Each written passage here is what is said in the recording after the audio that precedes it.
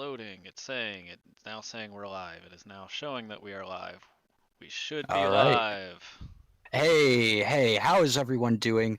Welcome to the June 2020 Anime Podcast. How's everyone doing? I hope you all had a wonderful month since the last podcast.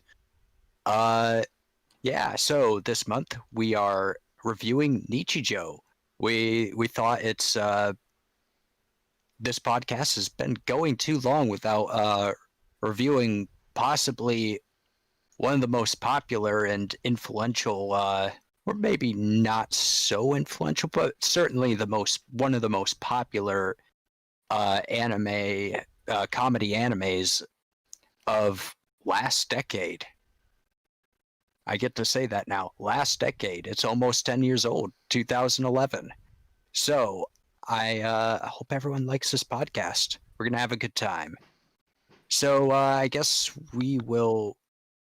Oh, right. I have to introduce the show. Sorry about that. So, Nichijou is a show about a few girls going to high school, and it's, a high school comedy. And you would think it'd be much in the same vein as maybe Azumanga Daioh or Gabriel Dropout. But it's it's almost like a sketch comedy show in the vein of Monty Python. Yeah, for sure. And it's while the other shows tend to focus mostly on conversational humor, with some slapstick mixed in, Nichijou is very absurdist. Some people call it surrealist. I personally disagree with that. And maybe I'll get into why, but I would. May I just say, Fooly Cooley is absurdist. Nichijou is just. I'm sorry. Fooly Cooley is surrealist. Nichijou is absurdist. Like how can well, I don't know. I wouldn't say Fooly Cooley is surrealist either. I'd say like surrealist humor would be like the painting animations from Monty Python, or like some of the stuff that came from Newgrounds. If I had to, we've also forgotten to introduce ourselves, by the way. Oh yeah. Everyone, introduce yourselves. I'm of course Neo Tokyo Tempo. I am Dragonkin or Josh. And then Striker Red. How's it going, everybody? It's Red Baron or RJ. I just realized I used my wrong tag for the wrong thing. I'm Getsuri. Oh man, it's been a month. Yeah. Maybe it's the heat. It's causing me to be disorganized and get ahead of myself, and it's causing you to use the wrong username. Yeah. But anyway, let's is there anything else? No, let's just get on with talking about the animation. So personally, I noticed there must have been a lot of time and money put into this animation. Like it's considerably more fluid, and it has it just feels like there was a lot more effort put into it than other shows at the time, and really a lot of shows now. And we can kind of consider this to be an older show because it's almost 10 years old, which is kind of crazy to think about. But yeah, the animation is very fluid. It really flows into the jokes quite well. There's a lot of there's a lot of sudden things where you like really feel the impact of a hit with some of the slapstick humor. The reactions are character expressions, and their reactions are really overplayed for comedic effect, and you can really see it in their faces. And everything's nice, bright, and colorful. It's quite pleasing. I want to kind of go a little bit away from what you were saying in a way, because it's weird because there was a lot of heavy details on some things that even didn't need them, but like the main characters in a lot of the scenes were very simple. And then Yeah. whenever you get into like these different art styles that it would just randomly throw at you, All you to would consider see. since it's a Muay style anime and Kyoto Animation, the studio that actually developed the series, is well known for that kind of genre. Yeah, well, it's like I it's very simple for like a lot of the scenes, but then like it'll just get in like this complex thing, or like you'll think that it's gonna go complex, and then it goes even more simple, and it changes art style, and then you can tell that like they put a lot of detail into some of the backgrounds, and there's like a lot to look at, and you're like visually overwhelmed, and then sometimes it's just like a flat background where there's almost nothing going on. So it was, I won't say it's like a bad choice, but with everything that's going on, it can definitely add to a lot of scenes, but it also sometimes removed from some scenes for me. So like the art, even though I really enjoyed it, it was either sometimes too much or not enough, and depending on what was going on. Hmm. If there is something that's the equivalent of Nichijou to bring a bit of controversy, it would be the Eric Andre show on Adult Swim. It's around the same level of absurdist humor as Nichijou, with a few cultural context differences. Yeah. There are some culture references in Nichijou that we can get into a little later. Yeah, I noticed a ton actually, but yeah. Yeah. want to just say one quick thing. I like how the main focus of this show was comedy, and it wasn't slice of life. Like the focus of the week, what it was like the main character Yuko. The focus of the week wasn't, oh my god, I need to ask out so and so, but oh my god, this other guy's cuter, and then the stupid stuff and stuff. I mean, I would call it stupid because to me it's really stupid. Stupid stuff you would see in a slice of life anime or manga, and it didn't do that. I like how it was like Mai is listening to music. Yuko thinks she's just ignoring her. She actually was ignoring her though. But it's like, is this because I stole your lunch and just one by one naming all the items she ate? Because at first it's like, oh, that's not a big deal. You stole a piece of broccoli from her lunch. Like, no, she ate the entire lunch and just left Yeah. the beans. Yeah. And yeah, the show it's definitely not a slice of life show. Like there's like even something like Azumanga Daioh or Gabriel Dropout, where the main focus is comedy, they still fall under the slice of life genre. Whereas Nichijou, it's like there's not much. There's basically no overall plot to any individual episode. There each episode is a series of gags very loosely strung together. Whereas a slice of life show, like let's say a typical episode of Azumanga Daioh would be the characters go off to do a thing, and then there's jokes sprinkled around throughout it. So I definitely wouldn't consider it slice of life. Oh no, yeah, no, this was superior. I if I had to pick between, I mean, I'm not like I'll give my rating at the end. While this isn't my kind of anime per se, I did enjoy bits of it, and well, I kind of did this to myself. I'm sure I would have enjoyed it more if I watched the friggin' sub. So for reference, whoever's listening, these guys watched the sub. I made the mistake of listening to the dub. Oh, I And watched the the dub dub. was horrid. I watched the dub, and it got better through it. like the beginning wasn't great, and you can tell that like they had trouble translating the humor at first, but It, like they slowly kind of figure it out throughout the anime.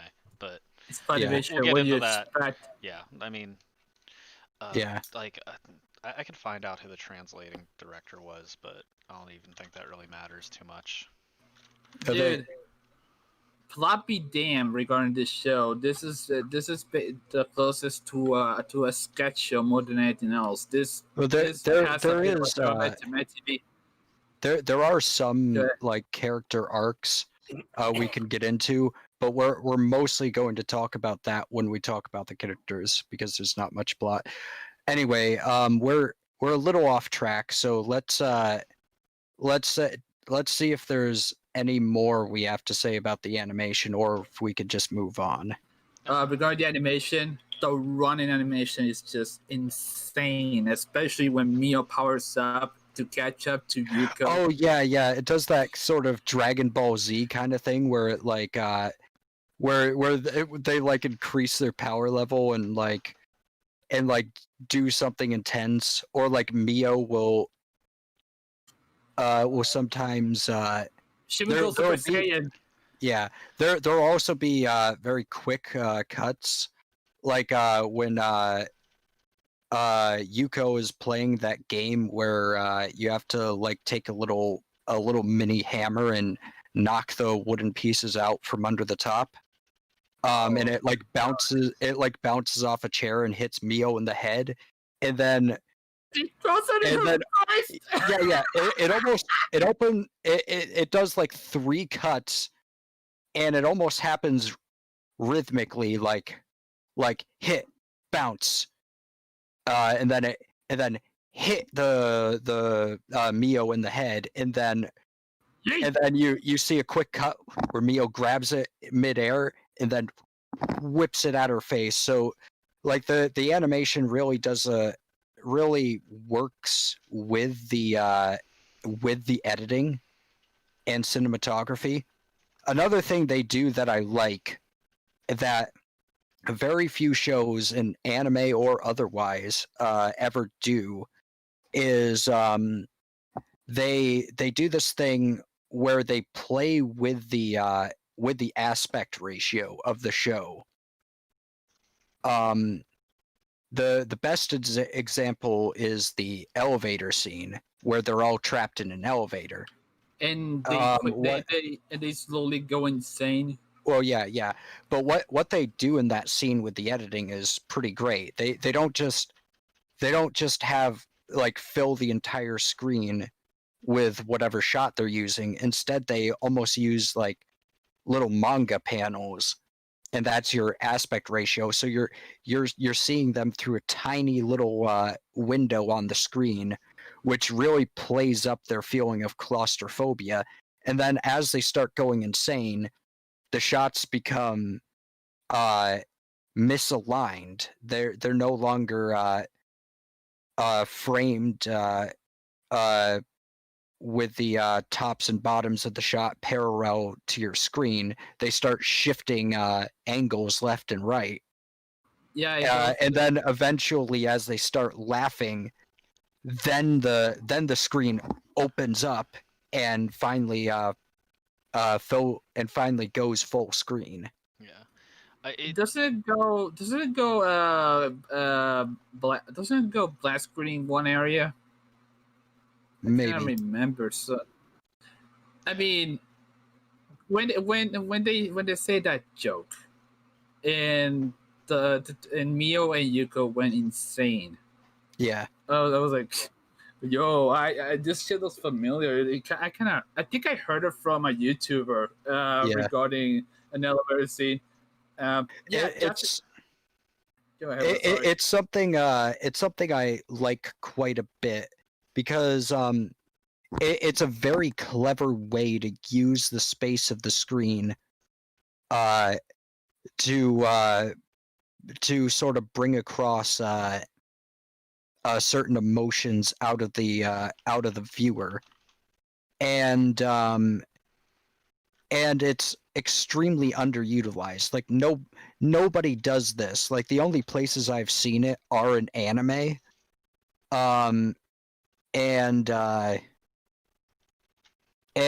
really, I can only think of like a couple, like off the top of my head, like Karekano does it, but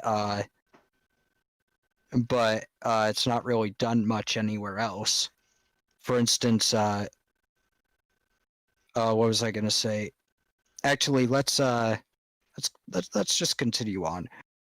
Yeah, the playing with aspect ratios, great idea. Really looks good, and really clever, and very underrated. And there's also the palettes. There's also the play around with the palettes and the shading, which was a very nice touch to add to the darkness of the horror that was that situation. Yeah, and that's another that part is like another sort of thing about the comedy. Like they're like that situation, it's not really that big of a deal. I mean, it's annoying and inconvenient, and you probably all your plans for the day are probably ruined, but it's not like the end of the world. But they're sitting there acting like they're actually going to die. Um, Yeah, they're certain about the fact that they're gonna get rescued, so they just seep into the fucking madness. yeah. I like to think that they've only been in there for like 10 minutes. Like that, you don't know how long they've been in there, but I like to think they've only been in there like 10 minutes. It probably stopped, and that's immediately what happened. Like, we're stuck. And then immediate. Like, it probably wasn't Yeah. even 10. It was probably like 3. Um, but yeah, yeah, we can move on to sound, I think, because we could go on about the different animation, but the issue with the show is that it does cover a range of different animation styles and does so many of them well. The only gripe that I really had was that in some scenes it was just too much, or in some scenes it was too little. So Yeah. Allow me to start off the sound part with the soundtrack. The freaking soundtrack being nothing but instrumental classical music. Oh dear lord, that was one of the best parts. Yeah, the soundtrack is quite good. I actually currently have one of the background songs stuck in my head. I have the intro stuck in my head, and I hate it. I think that is a very good intro.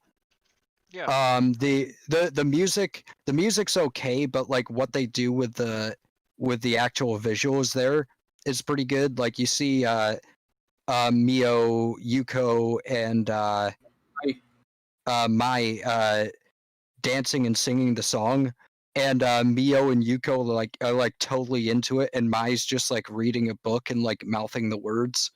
And it really like sort of just on that intro alone, you can sort of like get an idea of who everyone is. It throws so much information at you so quickly. It's great. Also, the season 1 outro is I quite like that one. which one? It's beautiful. The season 1 outro. Well, oh yeah, because I'm looking at all of them because it's ZZZ is that one, and it was used in episode Yeah, 1, there's 3, and 5. there's a and lot then, of cover. yeah, there's a bossa nova version, which is 2, and then 10 through 13. Well, they're all the acapella version. yeah. They're all the same song though, and Yeah. they have like the same visuals to them. Yeah. So I prefer like the original and the bossa nova a lot better than the acapella. yeah, I'm not big on acapella, so but the first intro also really good. I really liked it. It's in my head as well. One of the things I like about the season 1 outro though is that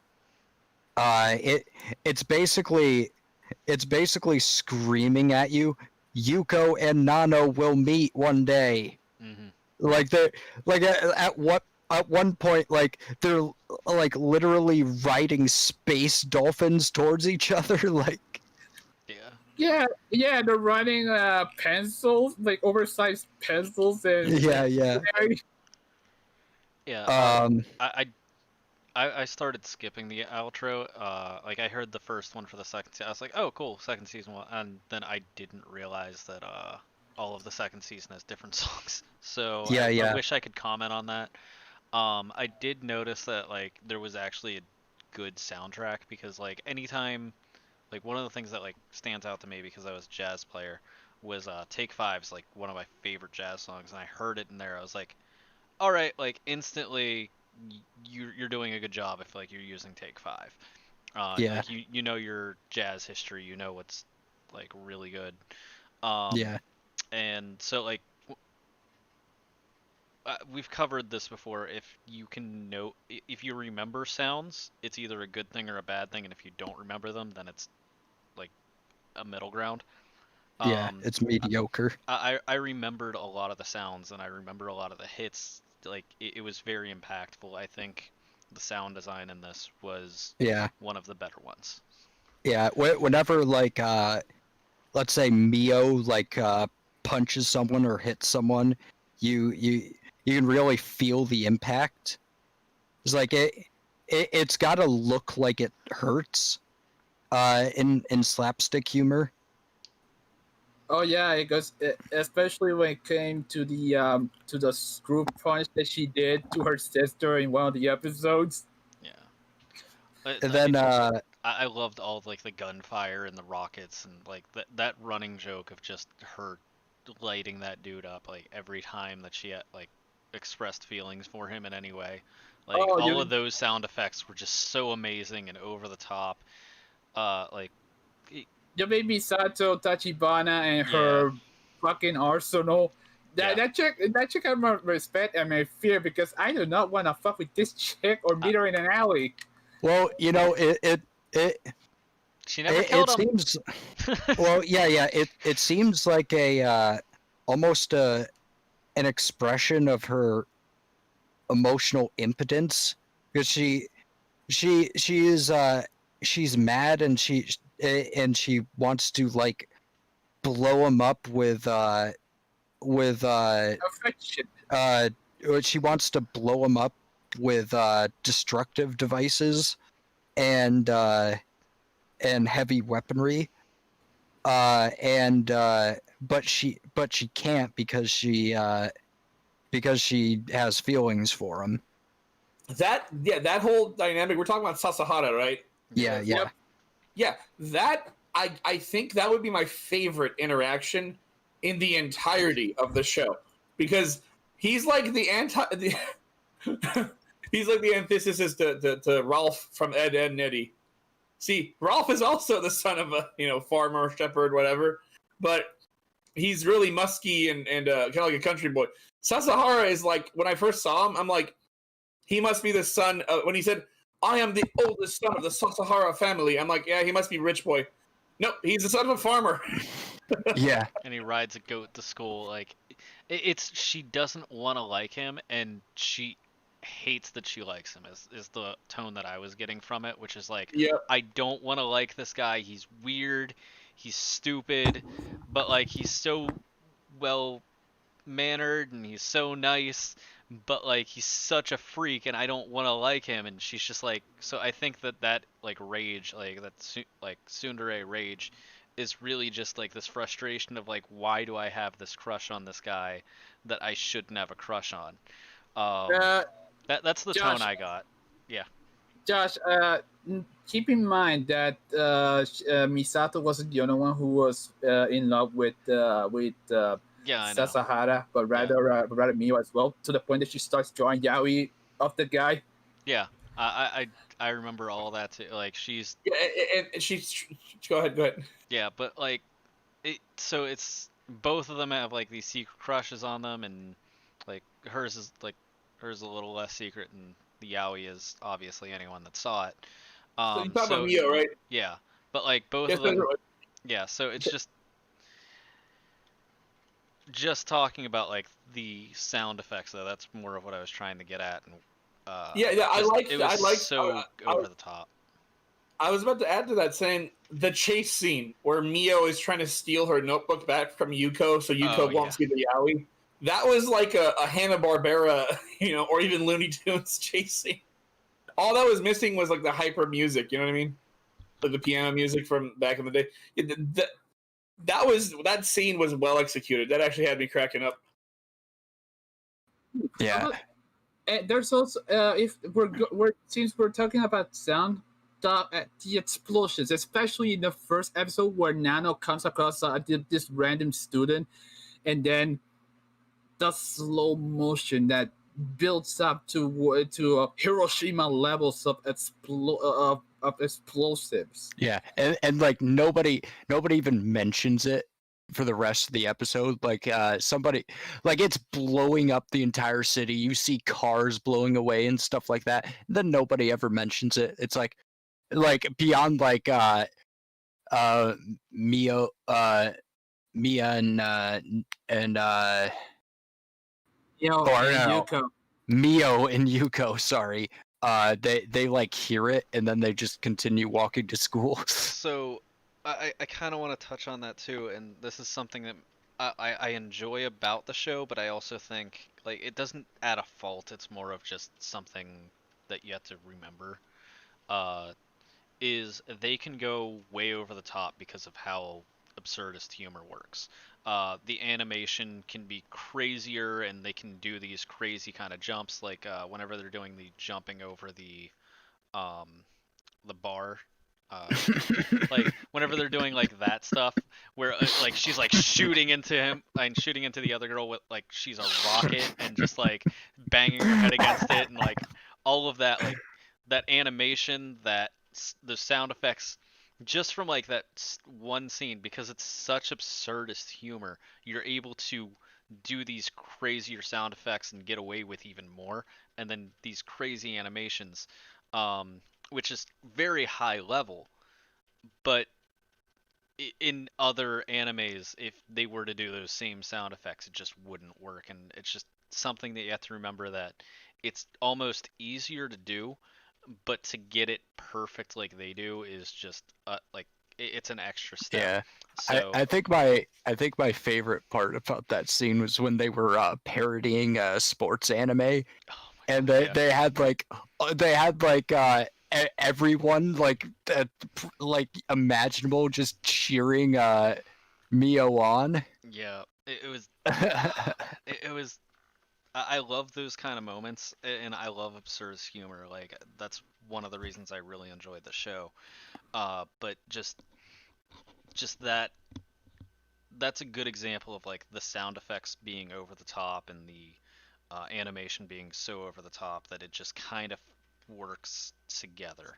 Um, Uh, Josh, I hate to interrupt you, but I wanna bring down something real quick, and that is the after the outro, there's always a random object that appears in the episode, and yeah, then someone's narrating it, and it's always some famous voice actor. Like one of the voice actors was actually Masako, who who was the voice actress of Goku, and then you got Aya Hirono in another episode, who played Haruhi Suzumiya hmm and so on. Like they had a guest voice actor doing this. Yeah, I I guess we thought can. I guess before we go into like some of the characters, uh, because we're not really going to cover plot because there's not much to speak of. So I can cover plot very quickly. Masawa, sorry. Like I can do this really quickly, just to get us through the plot, just to say we did it. Um, the only plot really is like individual characters following. So like there's the teacher that was following what's the robot girl's name? Nano. Nano. Yeah, so Nano. so there was the professor that was following her around and then them trying to like her capturing her to like investigate her. There's the small love stories and love triangles of uh them liking the goat guy. Um And then Yeah, there's a and then with the smaller thing teacher- about like uh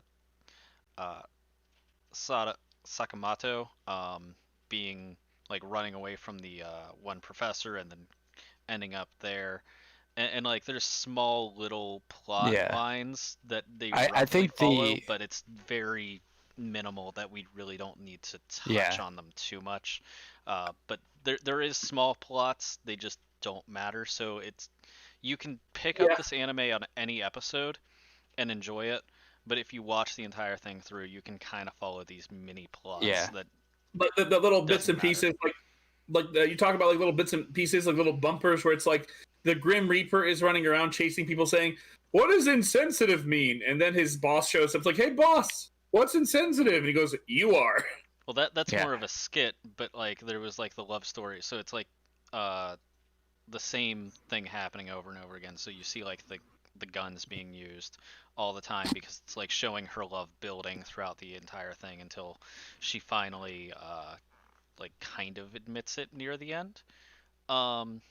Where she like Oh, and shares her drink with Yeah. him, and so there's small moments like that that you see through it. Yeah. I think the biggest arc is Nano accepting that she's a robot and no longer being embarrassed by it. Yeah, that was one of my favorite, like that last episode where, spoiler alert, like she gets the key removed and then she puts it back on.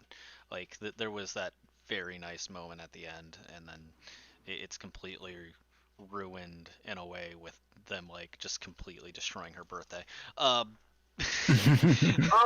there's also that Fey Kingdom arc, which is the one with the Zeppelin. Yeah, and but that the guy. the entirety of that is completely unrelated to the show, other than the two cubes that are supposed to activate the super weapon fall out of the sky and then hit the identical cubes that Mio's wearing and replace them.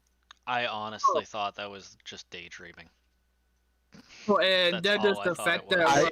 where she actually comes to the Zeppelin and just destroys everyone in there. Yeah.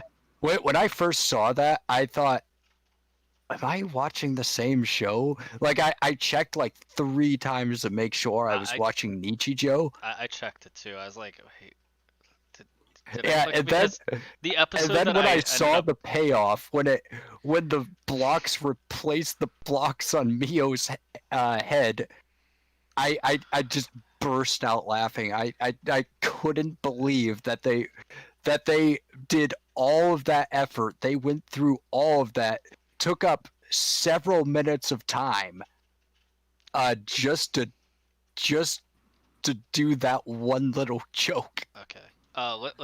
Let's do it this way because we have like a few characters to go over. We're just gonna do like basic thoughts about each character then. How's that sound? Let me bring up something. Let me do something real quick, and I want to bring up another plot. How should I say this? Another arc, which is basically the Takasaki and Sakurai crush, which was basically the teacher who falls in love with the student council woman. We can go over that whenever we get like we can actually just hit that with the characters because that's the only real arc with them. So Yeah. there's nothing Yeah, else Let's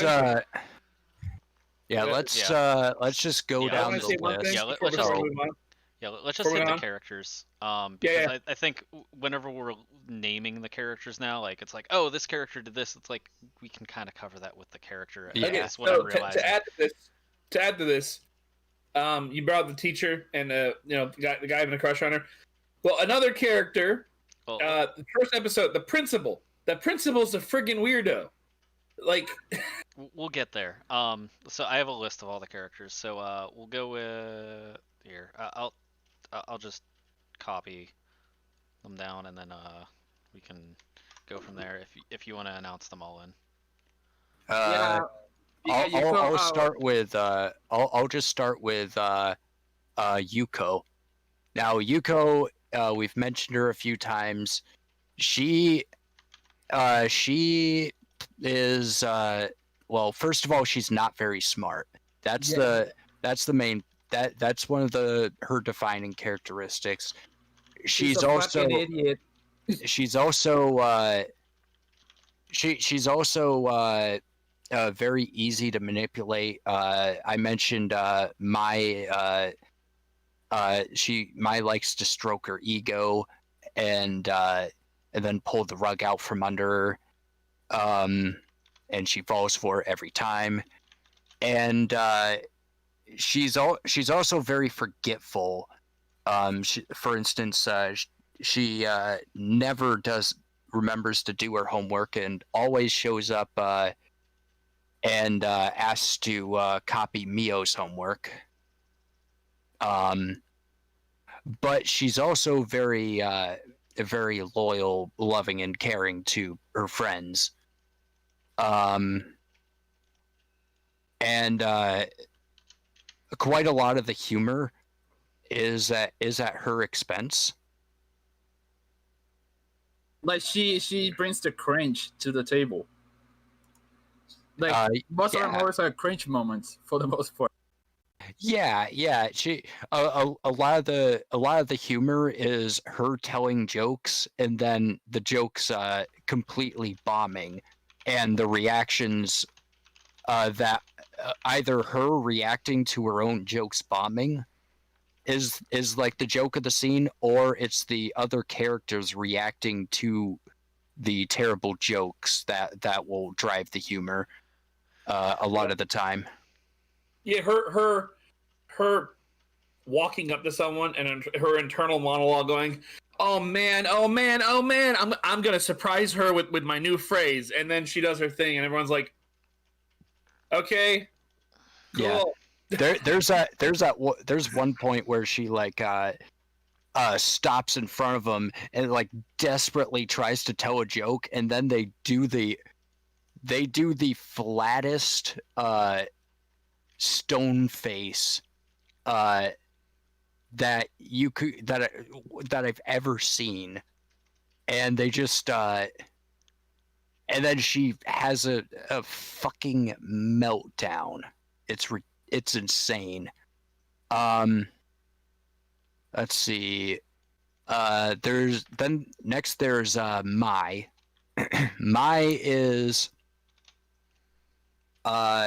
she's not stoic, and she's both the stoic and she's the smartest of the three. She's a quiet badass. Yeah, she's a troll. She's a very, very quiet troll. Would we classify her as a smartest then? Because that's what I was going for. Yeah, like there's what's that game called, by the way? The Steps. Yeah. Yeah, she uses a thing from a video game to get ahead of both of them. Yeah, she just does I think it's amazing.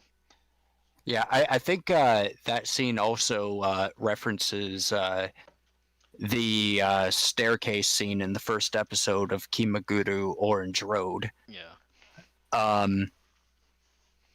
Because the shot composition when she reveals the what she just did, and has the wind blow through her hair, and it flash cuts to Mio and Yuko, is very, very similar to that scene from Kimaguru Orange Road.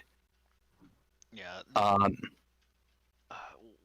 One of the funnier parts that I found was whenever she was just like fucking around with like what was it, the manga, whenever they were like drawing the manga out, and she's just like sitting there and like she's giving like the worst background. She's like, I got bored. Like there was so much space left. It's like, what? Yeah, and there's like another scene where like they're like camping and they accidentally destroy all of their food, and she just has a buffet. she catches a huge fish, and they're like, yeah, we can eat this fish, and then she releases it. Yeah. Oh god. Like she's like the quiet troll. That's really all she is. Like she's not like her humor isn't like absurdist like the rest of the show, but it's like so tame, that it makes the other ones like go crazy.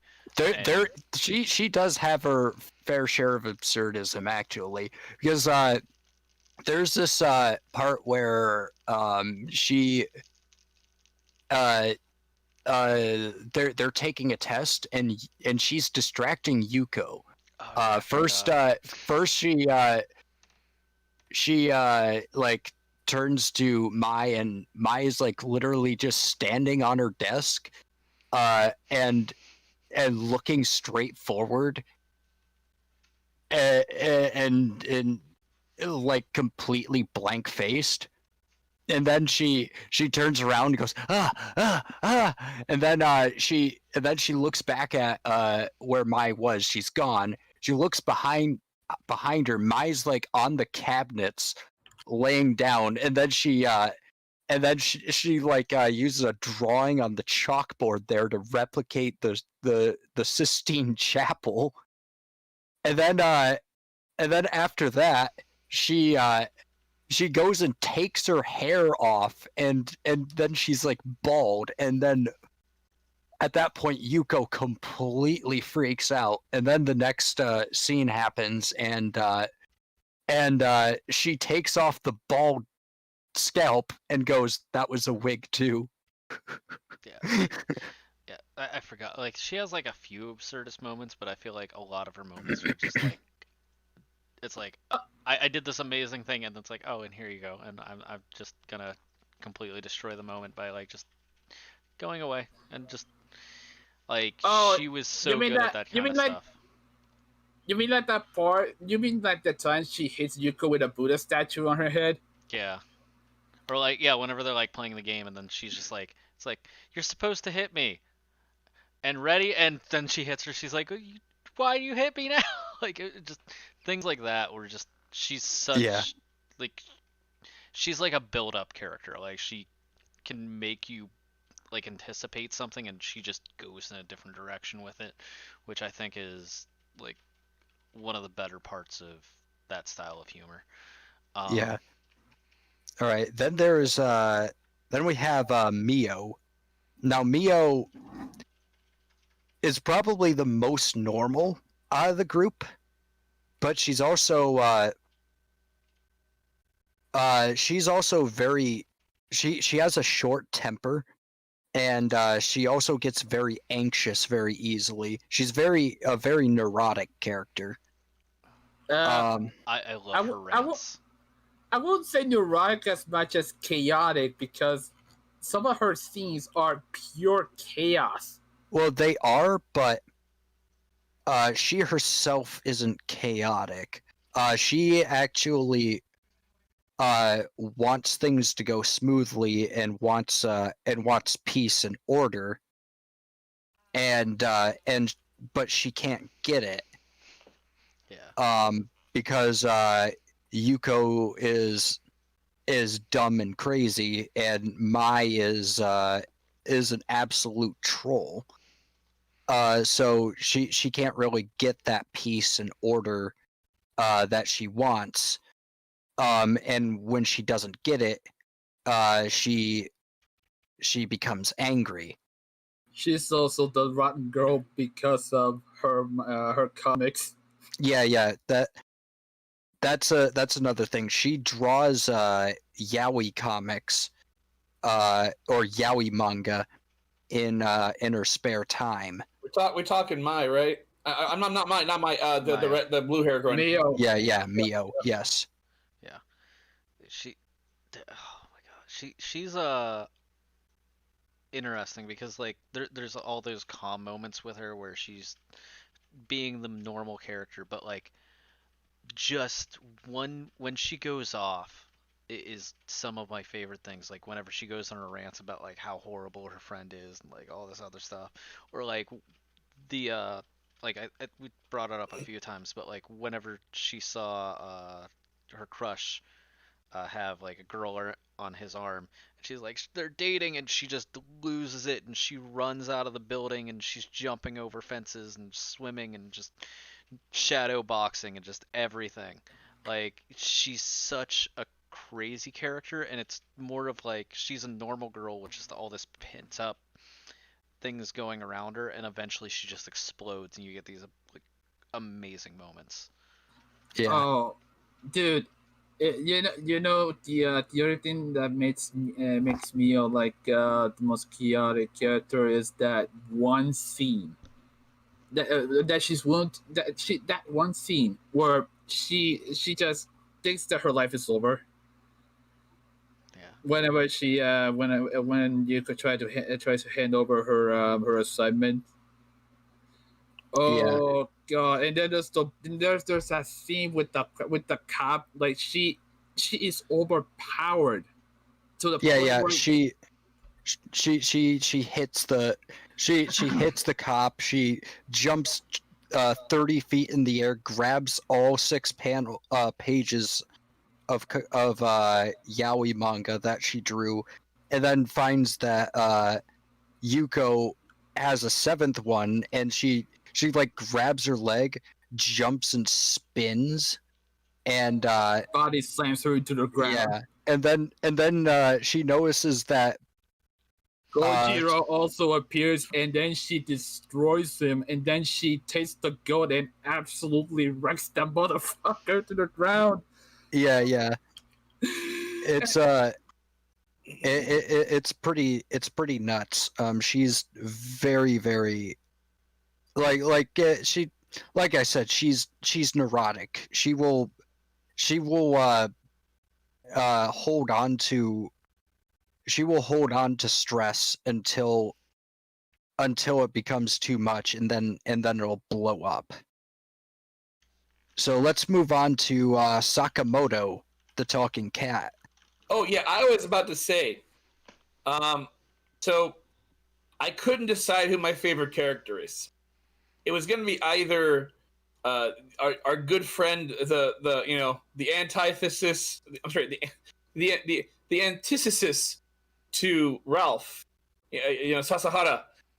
It was either Sasahara or Sakamoto, and I'm gonna have to pick Sakamoto as my favorite. That he cracks me up. The moment Hakase finds a way to get him talking in human speech, he immediately starts talking smack. Like, really, you're gonna name me after the box that you found me in? Yeah. The cat is such an asshole. Like, damn, he just tears down both of them on the Well, side. he's quite self-absorbed. He thinks because he's older than Professor and Nano in cat years, that he should they should respect him as an elder and see him as like a father figure or something like that. When in reality he's just a cat. And No, but he's 20 years old in human years, so you got to listen to him. He's the oldest one in the room. yeah. Yeah. Well, it's he's actually like the logical voice half the time.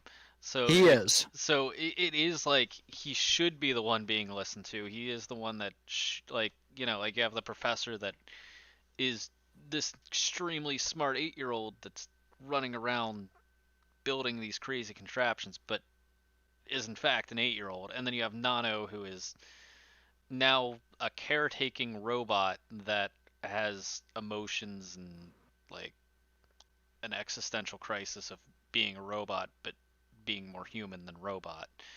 So having Sakamoto like try and be like the logic, and it's just, well, why are we gonna be the logic here? You're the cat, and it's like, so that's the entire gag, is just that in itself.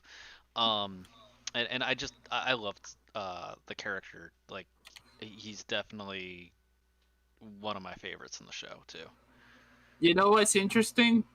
Sakamoto was originally named Taisho, and he was Professor Nakamura's pet. But the dude was in a crossroads between coming back to Nakamura or Shinonome. So basically, a girl who plays pranks on him, or a chick who's trying to kill him. You know what else is interesting? The guy who plays his Japanese voice actor also plays Itsuki in Initial D, Minoru Shiraishi. That's how I recognized that scream. That scream in one of the last episodes. I was like, "Holy shit! It's Itsuki! What the fuck?" Don't worry, Lewis. We're going to have plenty for you to chew on once we get into references to other anime. Oh yeah. Let's try and pick this up though, because there's a lot of characters. Yeah. Let's move on to Nano. Nano is, of course, a robot that Professor made because apparently Professor's parents aren't around, and she's like 8 years old. So she made Nano to take care of her. But she also is an 8-year-old and doesn't want to listen to Nano. So Nano sort of acts like an older sister. But she also has a she's also very, very nervous and embarrassed, and her main thing is that she wants to be a real girl, but can't because people notice that she's a robot because she has a giant winding key on her back. Well, and she also has like existential crisis issues where it's like she's like, "Why did you give me all these features?" And she's like, "I just want to be cute. This key isn't cute." And it's like the key is cute, robots are cute. And like probably one of my favorite things is like whenever they're arguing about that, and it's like I have a gun for an arm, and they're like, "Gun is cute." God, Yeah. dude, I want to talk about that real quick. Oh that my fucking pea shooter. That was one of my favorite parts in that anime. God. And then just like her Of head all the opening things up. she had. Yeah. Like she had Yeah, that. She had like the like food in her head. She had like food in her arm. She had the like The pinky toe or cake roll. the toe Yeah, that could and like shoot. she's always losing limbs. Like her arms are always falling off for one reason or another. Yeah. Oh. It was just. And she screams, freaking out. My arm's missing. Yeah. Like. And then like also just you could tell the like how smart the professor actually was, because it was like they were fighting and she's like, all right, and 4 o'clock, and she's like, haha, now I can escape, and then the pea shooter goes off again, and she's like, fuck. Like there's so many of those like crazy moments that like it works because Nano is trying to be normal is the thing. Yeah. It's like she is everything about her is like, I want to be normal. I just want to be a normal girl. I want to go to school. I don't want people to figure out that I'm a robot. I'm shy. I'm timid, and just very average girl. And then just because she has all these built-in features, she's like, what the fuck do I do? So, dude, I love the fact that one of her features is the fucking rocket punch from Messenger C. Like every time that scene came up in the regarding the Janken Po scenes, Janken Po skits, this is cringy, yes, but I sometimes end up screaming "Rocket punch" whenever she does that. Yeah, it's crazy. Yeah, and Nano has the biggest like emotional character arc in the show. Like I said it before, we covered this already, but yeah, her arc is getting over the fact that she's a robot. She would be more of a gynoid, really, which is a female android. She's yeah, actually, he's right about that.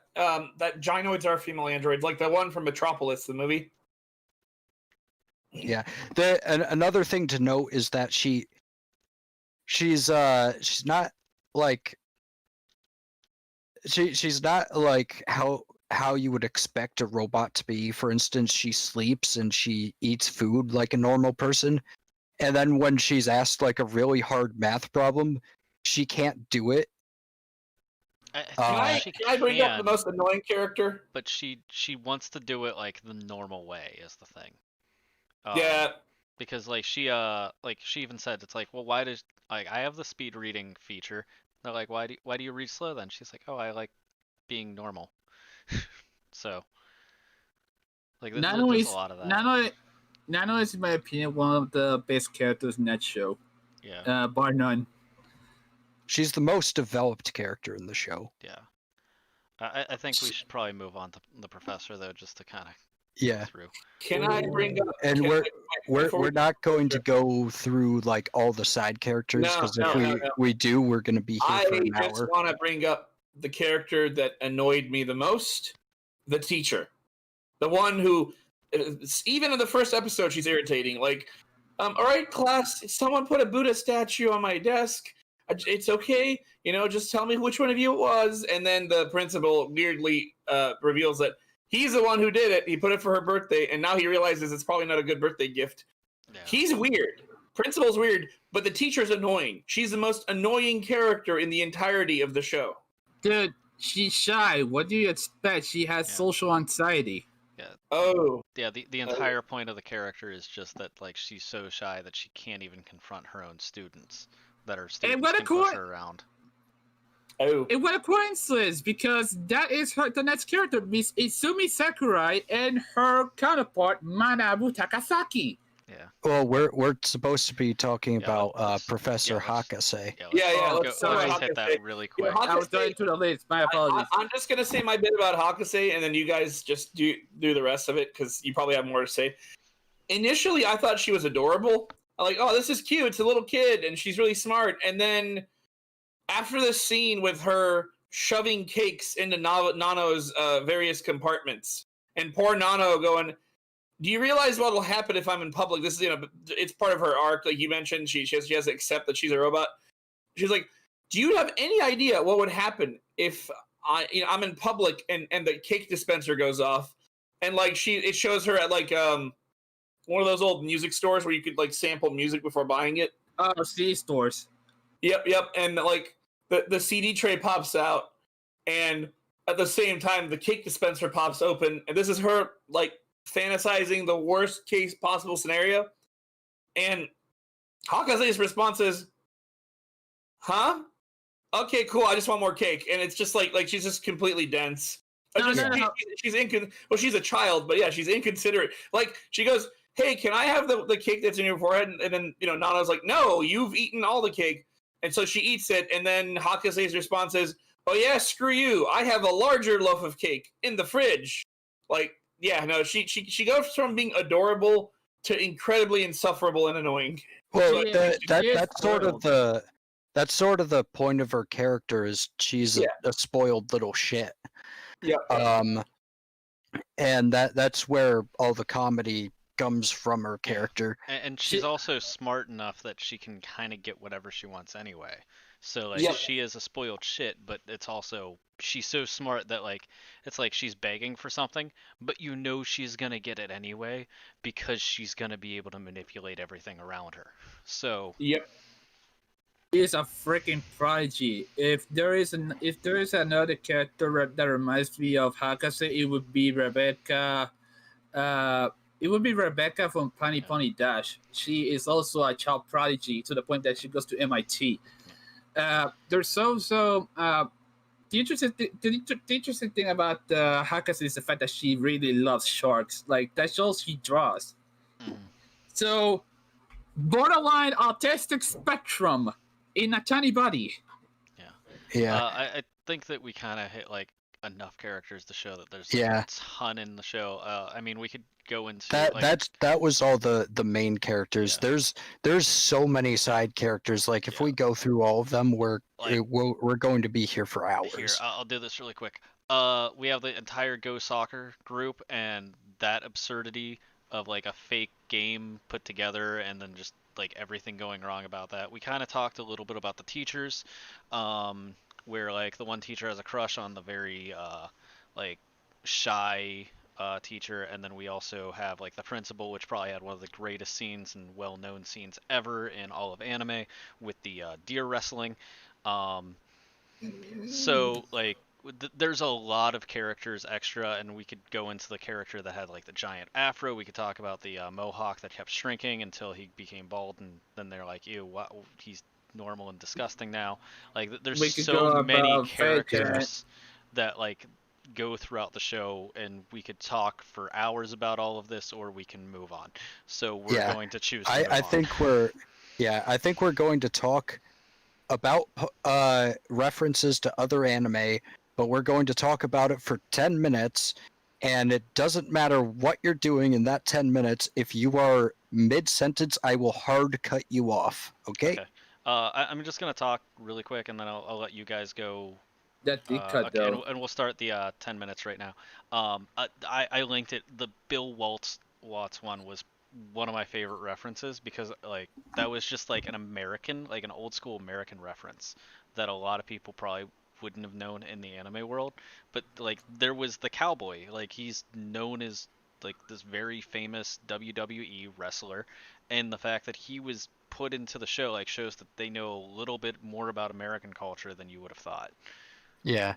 There's wrestling is huge in Japan too, so like that was kind of cool to see. Yeah, there's another reference. It's very hard to spot because it's quite obscure. Because nobody's seen this show in like 20 years. And that is the character with the bow on her head appears in a particular dress in the intro, and she's very, very reminiscent of Himi-chan from Himi-chan no Ribbon. But I'm probably the only person, say but a few, who noticed that one. Yeah. Apparently there was a Super Mario reference in episode 15. Yeah, there is. That's when Yuko starts jumping on a block. Oh yeah. Okay.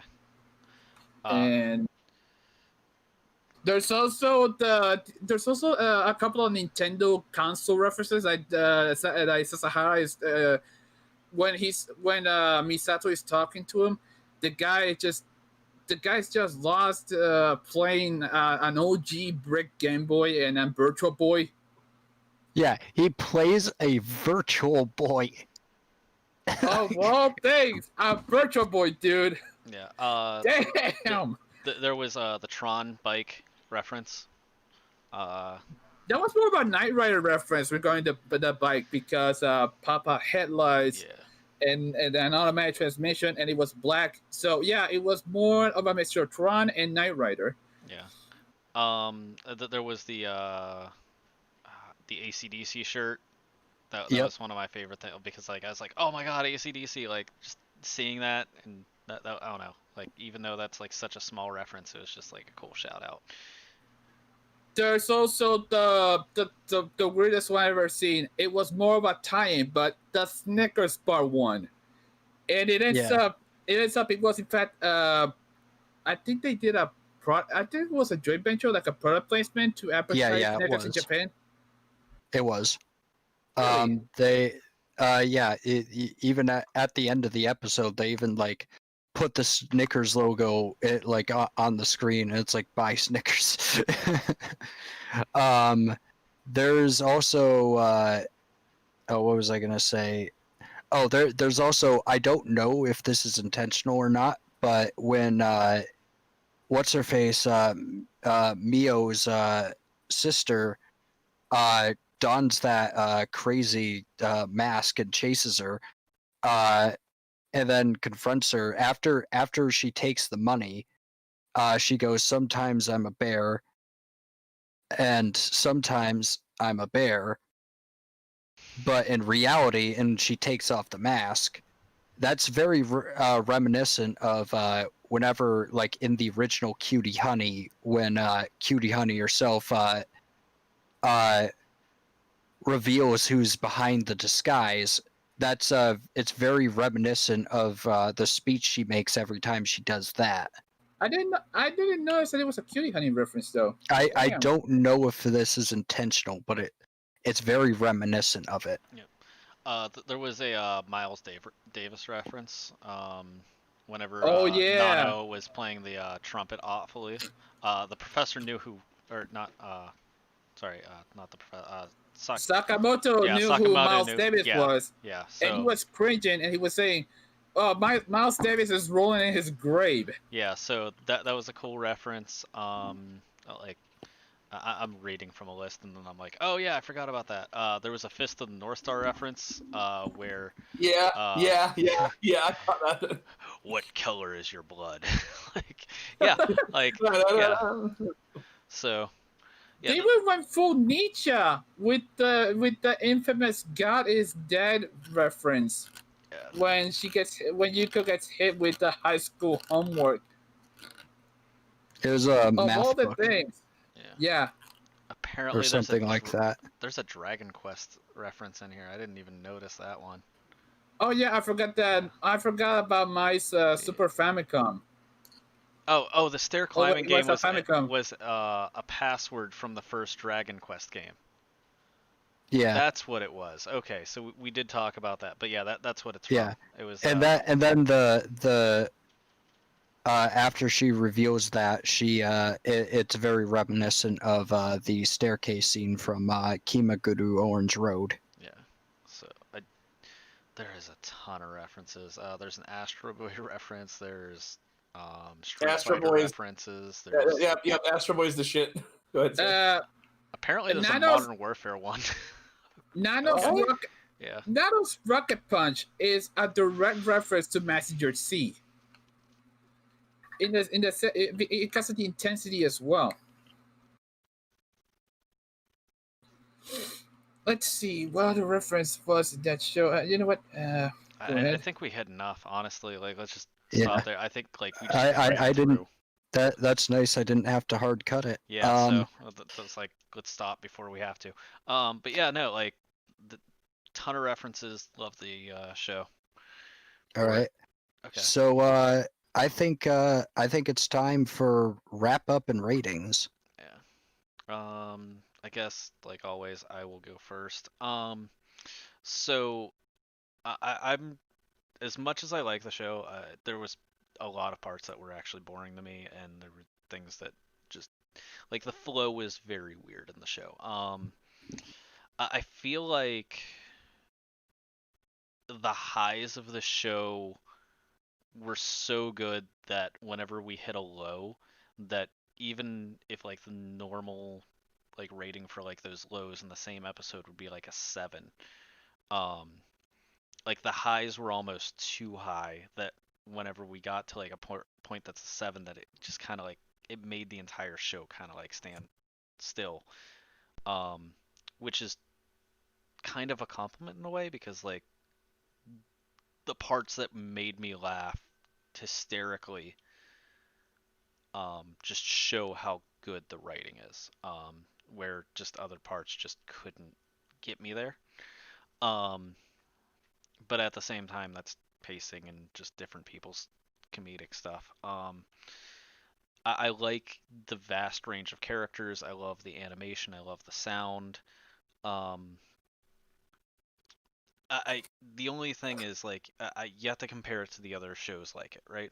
So I'm looking at this and I was like, is it better than Lucky Star? And to me, it's a little bit better than Lucky Star. Is it better than Asami Gaio? Is it better than other comedies that I enjoy in anime? And it hits higher than a lot of those comedy animes, but then there's also parts that just bored me, where I didn't want to continue watching some parts and just was like, can I skip through this one to get to the next kind of like gag? So I want to give it probably an 8.5 because of that. Not because it's bad, but because there were some parts that just felt like they dragged a little bit too much. Um, Even though the highs of this, like, I wish I could give. If I had to pick out like the parts that I loved, I could easily give this even higher than a 10, honestly, because it was that good. But the parts that were dragging, I just couldn't, like, it just pushed me down a little bit, so I'll give it an 8.5. Striker. Excuse me. I need to get my thoughts real quick.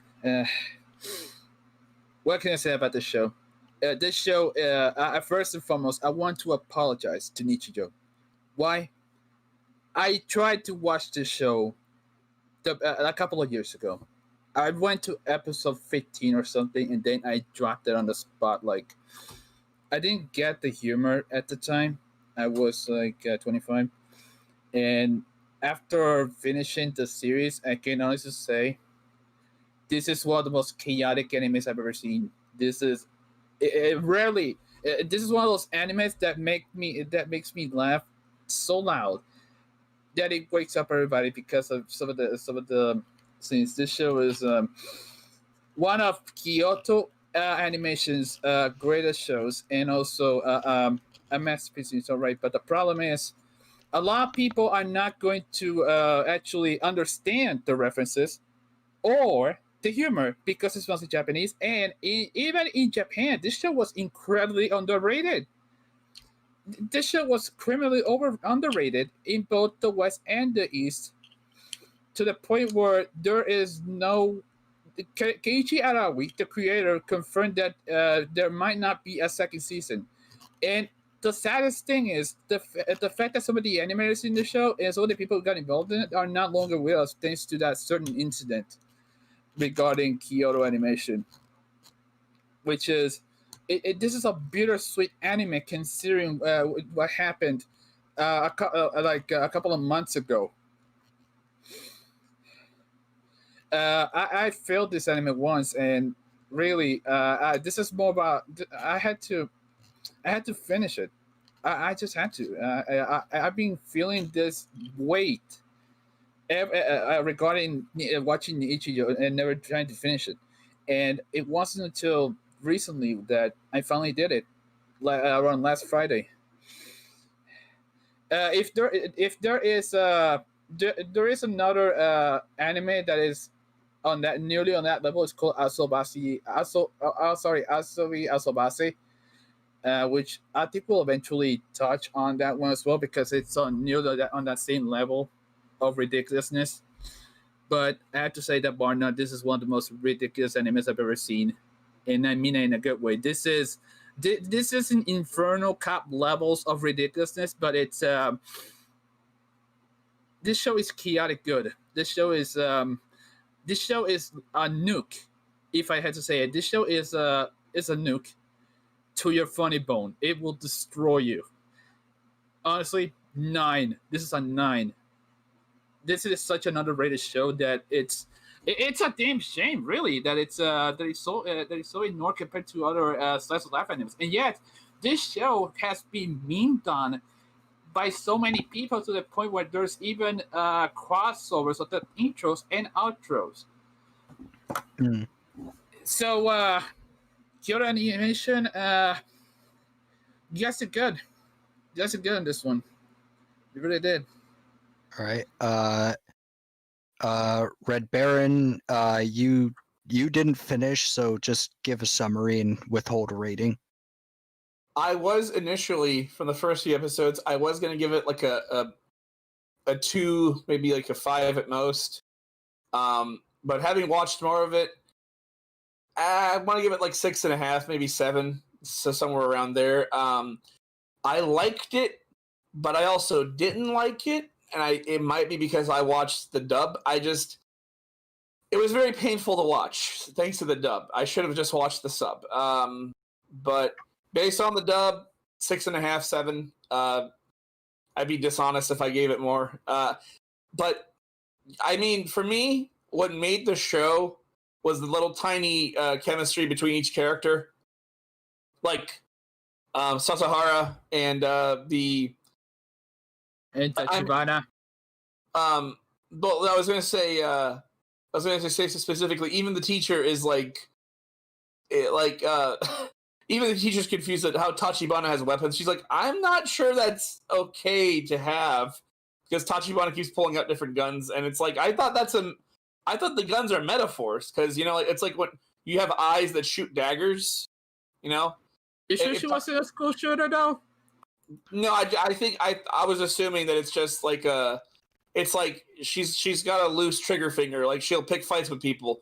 Like I thought that's what that meant, not literally she has a gun. Well, So the yeah, idea I is like that it's Lewis. kind Oh, sorry, good. yeah, I was just gonna say it's kind of like it's absurdist humor. So like even though we understand that the reference that it is, it's still like in the show they're like they can still see the guns. Like even though Yeah, it's supposed to be absurdist and it's just like a metaphor, it's like, hey, why do you have these guns? And they're like, like that's kind of the reference. But yeah, go ahead. actually makes it funnier that way. Yeah. So yeah, I like the interactions between the characters. I really like the interactions between the professor and Nano and I'm sorry, not the. I like the interactions between Sakamoto, Hakase, and Nano when they first met because he talked like you would expect a cat to talk, extremely entitled, and up his own rear. That was excessive petting. I don't like that you petted me that much, and really naming me after the box I was in. Like that was pretty funny. I like the little tiny interactions like that. I found Yuko to be incredibly annoying. Yuko was incredibly annoying. Mai I liked. Mai was actually interesting. Mio. I just I don't know what to say about Mio. No, I was just thinking of what's a good way to put it. Mio is odd. It was like the scene with her chasing Yuko is funny, but Mio is very odd. I have seen before since I was like I watched past a certain point as well, but the only thing I liked about Mio was the infamous scene with the dog bite, and also the scene with the policeman. Like she's trying to bribe the cop not to open her notebook, and he does it anyways, so she just rages out. Yeah. All right.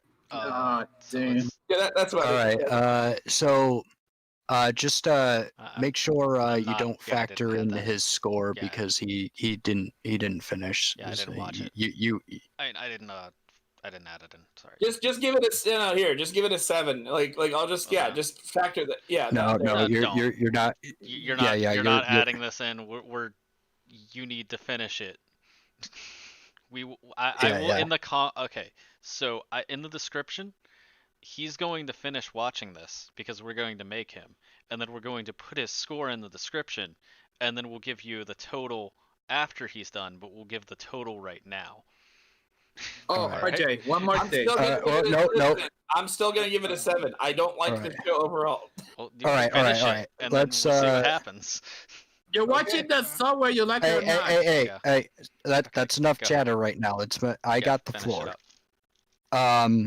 So yeah, this show, I think it is possibly, as far as like effort and production value and really attention to detail and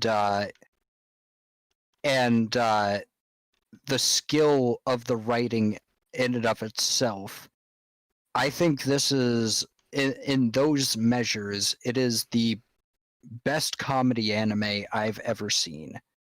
The way the episodes sort of flow together, the way jokes build up and build on each other logically, the way the characters play off each other, the animation, the cinematography, the sound design, even when a joke, like maybe you don't get it, or maybe it's not maybe it doesn't quite land. Even when one of those two things happens, you can still see the gears turning, and you can still appreciate the masterful sort of skill, sort of effort involved in it, and it's really quite remarkable because this kind of show, this kind of comedy shows, they tend not to get that kind of effort. They tend to be pretty cheap. Even very famous and popular stuff like Azumanga Daioh is still kind of a cheap show. I mean, the jokes in Azumanga Daioh do not layer on top of each other or build up like they do in Nichijou. Neither do they do this in Gabriel Dropout or Urusei Yatsura or what's it called? Kill Me Baby.